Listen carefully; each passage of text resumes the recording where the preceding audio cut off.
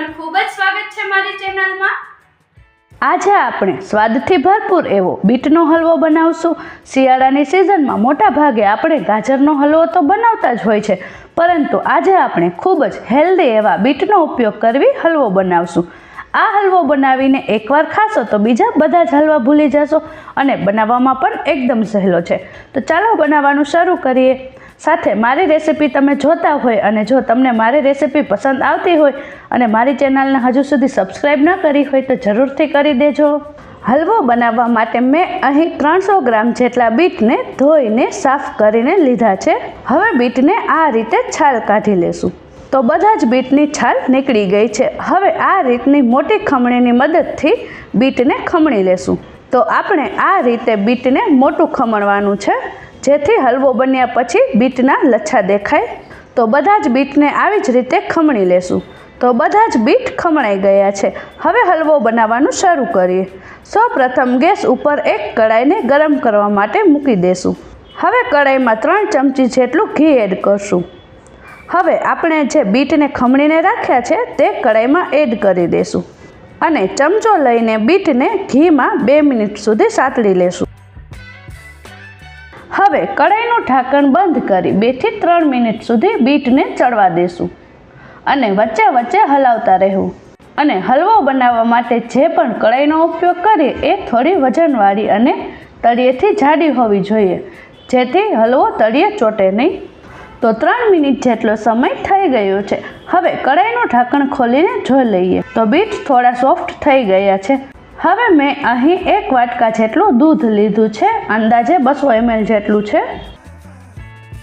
દૂધને કડાઈમાં એડ કરશું અને દૂધ એડ કર્યા પછી ચમચાથી એકવાર હલાવી લેશું।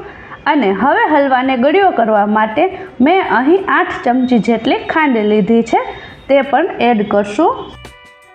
ખાંડનું પ્રમાણ તમે જેટલું ગળ્યું ખાતા હોય એ પ્રમાણે વધારે કે ઓછું કરી લેવું અને ખાંડની જગ્યાએ સાકરને પણ ક્રશ કરીને લઈ શકો છો। ખાંડ એડ કર્યા પછી 1 મિનિટ સુધી સારી રીતે હલાવશું અને હવે કડાઈનું ઢાંકણ બંધ કરી 1 મિનિટ સુધી બીટને દૂધમાં ચડવા દેશું અને આ સમયે ગેસની ફ્લેમ એકદમ ધીમી રાખવી, જેથી દૂધ ઉભરાય નહીં। 1 મિનિટ પછી કડાઈનું ઢાંકણ ખોલીને જોઈએ તો બીટ સારી રીતે ચડી ગયા છે। હવે જ્યાં સુધી આપણે દૂધ એડ કર્યું છે તે બધું જ બળી ન જાય ત્યાં સુધી હલાવતા રહેશું। આવી રીતે ચમચાની મદદથી હલાવવાનું સતત ચાલુ રાખવું, જેથી હલવો તળિયે ચોટે નહીં। અને હવે અડધી ચમચી જેટલો એલચી પાવડર એડ કરી દેશું।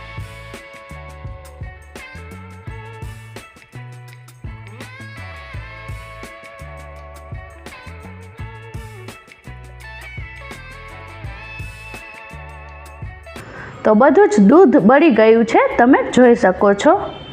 હવે મેં અહીં 100 ગ્રામ જેટલો દૂધનો માવો લીધો છે, તેને હલવામાં એડ કરશું અને 1 ચમચી જેટલો માવો બાકી રાખશું। આનો ઉપયોગ આપણે પાછળથી ગાર્નિશ માટે કરશું। હવે માવાને હલવા સાથે સારી રીતે મિક્સ કરી લેશું। મેં અહીં માવાનો ઉપયોગ કર્યો છે, પરંતુ જો માવો અવેલેબલ ન હોય તો તેની જગ્યાએ મિલ્ક પાવડરનો પણ ઉપયોગ કરી શકો છો, અથવા આપણે જ્યારે હલવામાં દૂધ એડ કરીએ તે સમયે દૂધનું પ્રમાણ વધારી દેવું। માવો હલવા સાથે સારી રીતે મિક્સ થઈ ગયું છે।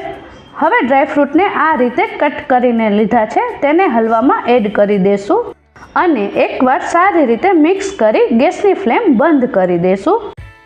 તો તમે જોઈ શકો છો કે બીટના ગુલાબી કલરના કારણે હલવાનો કેટલો સરસ કલર આવ્યો છે। એકવાર જોઈએ એટલે તરત જ ખાવાનું મન થઈ જાય। તો આપણો સ્વાદથી ભરપૂર એવો હલવો બનીને તૈયાર થઈ ગયો છે। હવે હલવાને સર્વ કરી લઈએ।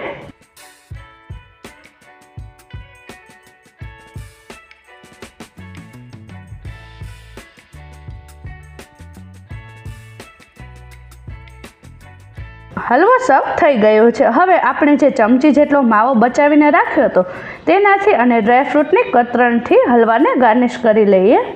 ઘણા લોકોને બીટનો ટેસ્ટ બિલકુલ પણ ભાવતો નથી હોતો, પરંતુ તમે આ રીતે બીટનો હલવો બનાવીને ખાશો તો બીટનો બિલકુલ પણ ટેસ્ટ નહીં આવે અને ખાવામાં પણ આ હલવો ખૂબ જ ટેસ્ટી લાગે છે। શિયાળામાં ગાજરનો હલવો તો આપણે બધા બનાવતા જ હોય છે, પરંતુ એકવાર મારી આ રેસીપીથી બીટનો હલવો જરૂરથી ટ્રાય કરજો. બધાને ખૂબ જ પસંદ આવશે અને બધા જ હલવા ભૂલી જશો, એટલો ટેસ્ટી બને છે. મારી આજની રેસીપી જો તમને પસંદ આવી હોય તો મારી ચેનલને લાઈક અને શેર જરૂરથી કરજો. અને જો તમે મારી ચેનલને હજુ સુધી સબસ્ક્રાઇબ ન કરી હોય તો જરૂરથી કરી દેજો. ફરી મળીશું એક નવી જ રેસીપી સાથે. આવજો.